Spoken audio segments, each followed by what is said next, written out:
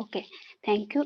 Good evening, everyone. I am Satna Singh from Aries Nainital, India, and I will be presenting on optical polarization study in open star clusters.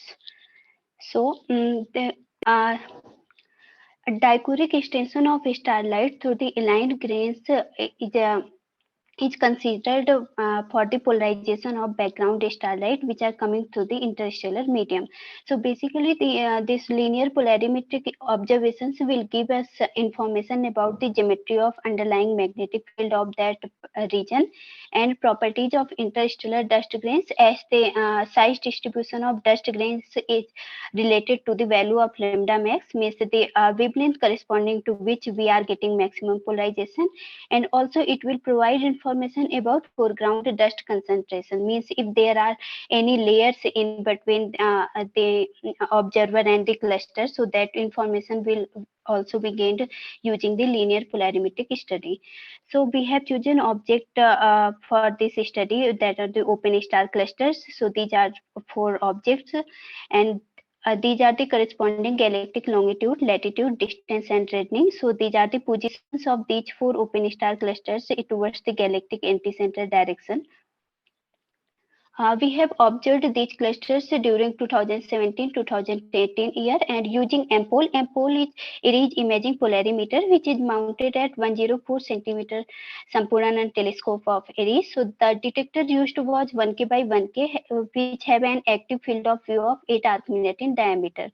And we have observed at four positions of halfway plate, 0, 22.5, 45, and 67.5 from celestial north-south direction, and we have observed all of these four clusters in four filters B, V, R, and I. For the data reduction, we have used aperture photometry from IRF, and to get the flux of extraordinary and ordinary ray, and then by using these formula we can get the degree of polarization P and polarization position angle theta. And we have corrected for instrumental polarization using unpolarized standard star, and for 0 point position angle using polarized standard stars. Coming to the sum of my results, so first one is the sky projection of V band polarization. So I have plotted the V band polarization for all the four clusters in the particular region of these clusters, sky region of these clusters. So the length denotes the degree of polarization, and their tilt denotes the position angle, which is measured from north increasing towards east. And this dotted line in all these plots shows the orientation of projection of galactic parallel or galactic magnetic field in that particular region.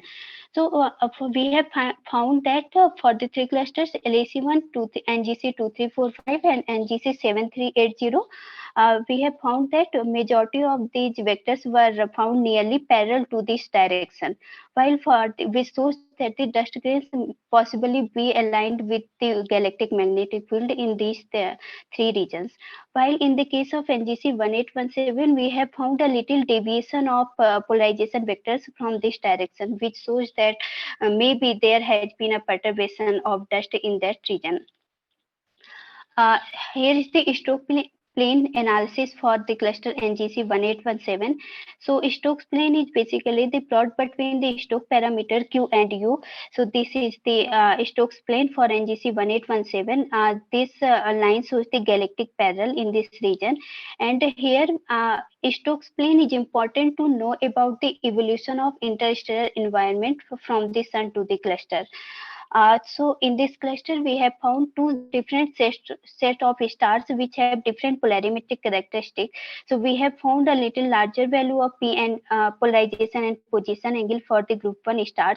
So by further analysis, means by seeing their distribution and Stokes parameter of both groups, we have found that this may be the case that a non-relaxed cloud which is near to the sun and which extend up to the cluster may be responsible for the group 2 stars, while the non-relaxed cloud plus the relaxed ISM layer are responsible for the polarization of group 1 stars.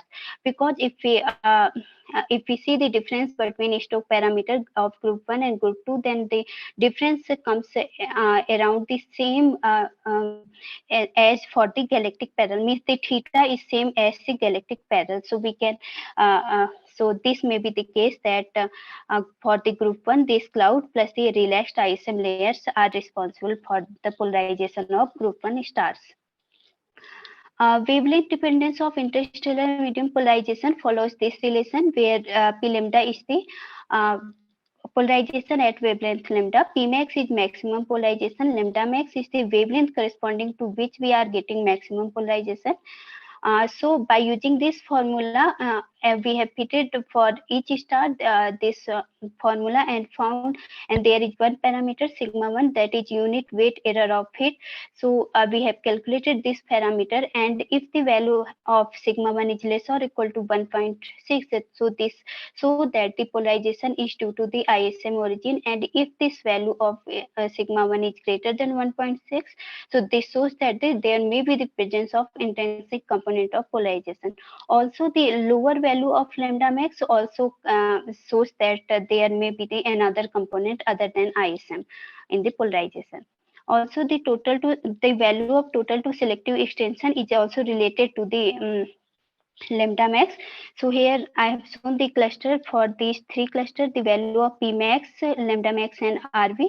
For the fourth cluster, we are doing analysis, so I have not included this for this portion. So the value of and the order of P max is the same as the reddening towards these clusters. Means as reddening increases, so we have found that the P max is also increases. And the value of lambda max for the general ISM is 0.55 micron, and all the value for all the clusters, the value of lambda max is similar to the general ISM. So we can say that the size distribution of dust grain towards each line of sight is similar to that of the general ISM. And this is just this normalized plot for the cluster NGC 1817. 3 more minutes. Distribution of Okay, distribution of interstellar matter and foreground dust grains can be seen using the variation of P with distance. Means dust is located mainly in layers. So if the light encountered at a dust layer, so at that particular distance, the polarization will show a sudden jump. So using this, we have analyzed the dust layers in these clusters. So we have found around 1.2 kpc for this cluster. In order to further confirm this, we have plotted AB versus distance, which also show an increase around this distance. And so for these two clusters, we have found dust layers at these distances, while for these two clusters we have found no indication of dust layer, and that may be due to these clusters are located away from the galactic disk. Means their latitude is around -13. So this may be the reason for no indication of dust layers. Here I plotted the polarization with the galactic longitude and latitude in galactic anti-center direction. Longitude from 90 to 270 and latitude ±15. The data is taken from Helios catalog, and these are some of the open star clusters which are observed from here, and these four are the clusters which I am here showing. So we have found that those clusters which are lying in the galactic plane, they have the presence of multiple dust layers. Means we have found around 1 to 3 dust layers are present in front of those clusters which are in the galactic plane, while which are away from galactic plane, they have shown no indication of the dust layers. So here is the summary of these findings. So thank you.